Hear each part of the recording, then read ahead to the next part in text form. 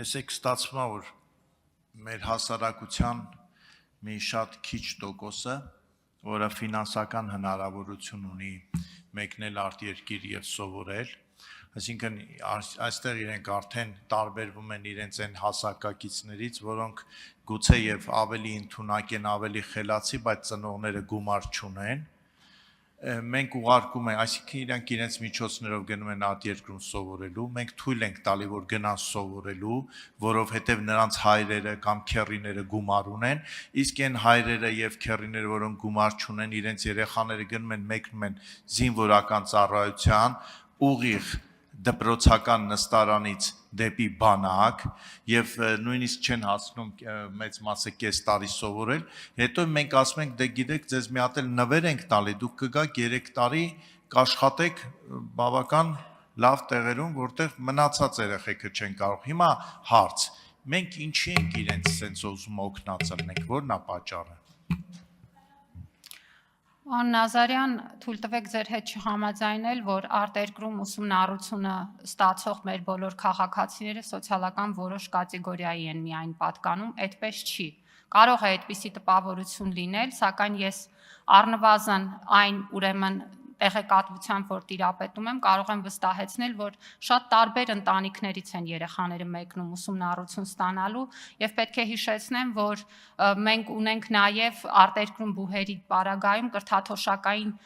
տարաբնույթ համակարգ եւ կան շատ մեր քաղաքացիներ, որոնք սովորում են արտերկրի բուհերում փաստացիորեն օգտվելով կրթաթոշակային այդ համակարգերից եւ չվճարելով այդ ուսումնառության համար այդ մեծ ծավալի գումարները։ Ինչ վերաբերում է մեր այն քաղաքացիներին, որոնք մնում են եւ իրենց ուսումնառությունը շարունակում են մեր երկրի բուհերում, պետք է հիշեցնեմ, որ արդեն մի քանի տարի է 2023 թվականից մեր մոտ գործում է նաեւ մեր տեղական բուհերում տարկետման համակարգը կոնկրետ այն մասնագիտություններով, որոնք գերակա են։ Ժամանակ ավարտվեց, եթե դուք արձագանքեք, ես կշարունակեմ։ Արձագանքում եմ եւ ասում եմ, որ այո, ես էլ եմ տեղյակ, որ մի քանի դեպքեր կան, որ երեխաները կարողանում են ինչ-որ հիմնադրամներից գումար գտնել եւ սովորել, բայց դա ընդհանուր պատկերը չի փոխում։ Ես ուրիշ բան եմ ասում։ Ես ասում եմ, մենք ինչի ենք անհավասար պայմաններ ստեղծում մեր զինված ուժերում։ Մի մասին թույլ ենք տալիս, որ գնան սովորեն, չգիտես ինչու, ինչ սկզբունքով ընտրված է 50 բուհերում, որտեղ այդ 50 բուհերը, եկեք այդ 50 բուհերում ընդգրկենք նաև Հայաստանի Հանրապետության բուհերը եւ բոլորին դնենք հավասար պայմանների մեջ։ Իմ ասածը անհավասար պայմաններն է, թե ոնց են այդ գումարը ճարում, ոնց չեն ճարում, դա արդեն երրորդական հարցն է։ Մենք ինչու ենք տարբերակում դնում։ Պողոսը, երբ որ գնում է բանակ, սովորում է, ընդունվում է, չգիտեմ, ֆրանսիական համալսարան կամ ամերիկյան համալսարան, չգիտեմ, հայկական համալսարաններ, իրեն տանում ենք, չէ, բանակ։ Ոնց չենք տանում ենք։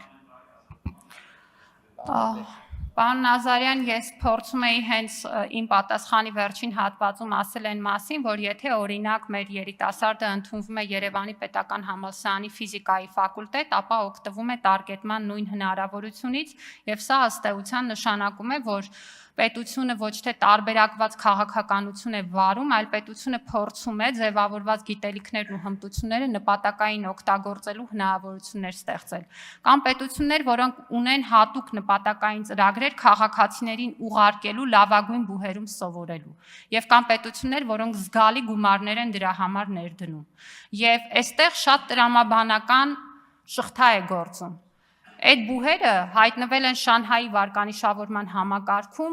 մեծ գործիքակազմով ու ցուցիչներով համապատասխան արդյունք ցույց տալով։ Այդտեղ կրթված յուրաքանչյուր մարդը վերադառնալով այստեղ նաև պոտենցիալ է ստեղծում կարողությունների զարգացման, ինստիտուցիոնալ զարգացման։ Ու մեր յուրաքանչյուրիս խնդիրն է ճիշտ օգտագործել այդ ռեսուրսը։ Գիտեք, մեր երկրում մենք շատ կամահրանքով ենք վերաբերում մարդու որակավորմանը։ Գերորակավորված մարդուն կարող ենք տանել շատ տեխնիկական պարզ գործառույթ իրականացնելու եւ հակառակը։ Ասում ենք պետք է ճիշտ վարվել։ Այդ ձևավորված գիտելիքն ու հմտությունները պետք է ճիշտ տեղերում ճիշտ օգտագործել։ Շնորհակալություն։